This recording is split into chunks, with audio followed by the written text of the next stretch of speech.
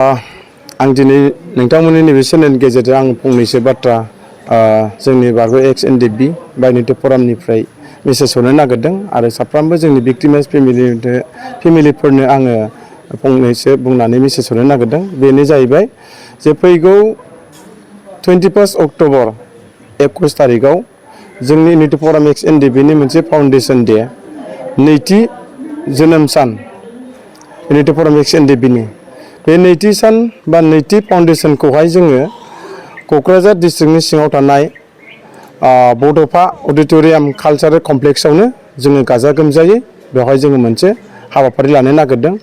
दा बेनिखायनो मोनफ्रोमबो जिल्लानि धेमाजिनिफ्राय लानानै आप टु कार्बि आंलं ओरैहाय बिश्वनाथ गहपुर सनितपुर आरो बेनिफ्राय मा होनो गवालपारा बेनिफ्राय बाखि जोंनि बिटिआरनि सिङाव थानाय डिस्ट्रिक्ट साफ्रोमबो डिस्ट्रिक्टनि आफादगिरि नेहाथारिफोरखौ खावलायनो नागिरदों नैबे चेनेलनि गेजेरजों नैबे अक्ट'बरनि 21 तारिख 2024 जे मा होनो फाउन्डेसन डे जागोन बेवहाय नोंथांमोना जेरैखि जायाबाबो लैहोर लैहोर फैनानै बे इउनिटि फराम एक्स एनडिएफबिनि जोनोम सानखौ गाजा गोमजायै मदद होफैनांगौ। दा बेनिखायनो बे फाउन्डेसन डेआवहाय जोंनि साफ्रोमबो बारग' एनडिएफबि लिडारफोरखौबो जों बेवहाय हांख्रायनाय जागोन। गासैबो फ्लेक्सननि जेसेबांनाखि लिडारफोर दङ सिगनेटरनिफ्राय लाजोबनानै जोङो बिथांमोनखौ जों सावरायनायनि गेजेरजों जोङो बिथांमोनखौ लेंहरजोबनाय जागोन।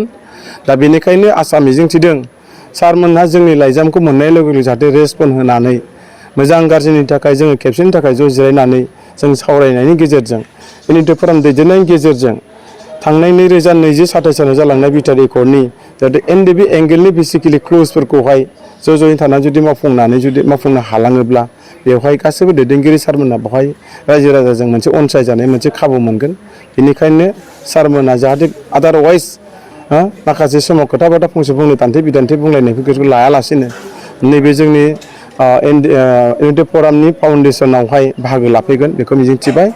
आरोबाव भिक्टिमाइज फेमिलिया फैगोन आरो सोरबाफोर जुदि बेवहाय गोसो गुदुं जुदि खोनासंनो होननानै फैयोब्ला बेवहाय फैनो हागोन। आरो बेखौनो आं दिनैहाय फोरमायखानो नागिरदों बे इउनिटि फराम एक्स एनडिएफबिनि नैथि फाउन्डेसनावहाय खुनु प्रकारै जों पलिटिकेलनि दैदेनगिरिफोरखौ जों लानाय नङा, रावनिबो पलिटिकेलनि थानाय मोननाय नङा। खिन्थु गबिन्द सारमोनहा नंगौ इउपिपिएलनि मा होनो पलिटिकेलनि मानसि जानो हागौ, अब्लाबो जों सारमोनखौ बे समावहाय इउपिपिएलनि पलिटिकेलनि मानसि होनना जों सानना लानाय नङा।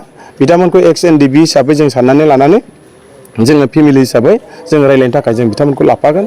फेरेंगा सारानो जा सावरायग्रा सारानो जा दिरेन बर'आनो सारानो जा मा होनो सानजारां सारानो जा बेनिफ्राय मा होनो फैलावआनो जा बेनिफ्राय जोंहा भुपेन एमएलए सारानो जा जों गासैबो ओरैहाय मा होनो रुजुमोनखौनो जा अलंबार मोनानो जा बेंगा मोनानो जा सारमोनखौ जों लानानै जोङो बे इउनिटि फराम एक्स एनडिएफबिनि फाउन्डेसनाव जोङो लेंहरनो थाखाय जों दिनै इउनिटि फराम एक्स एनडिएफबिनिफ्राय बेखौ रेडि जाना दं।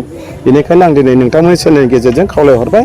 बेनिखायनो नोंथांमोना बयबो 21 तारिखआव फैनानै बाहागो लाफैगोन। क'क्राझार जिल्लानि सिङाव थानाय अडिट'रियाम मा होनो बड'फा कालचारेल कमप्लेक्सआव बे जानो थांगासिनो। आं बेखिनिखौनो नोंथांमोननि चेनेलनि गेजेरजों मेसेज हरनाय जाबाय। Thank you.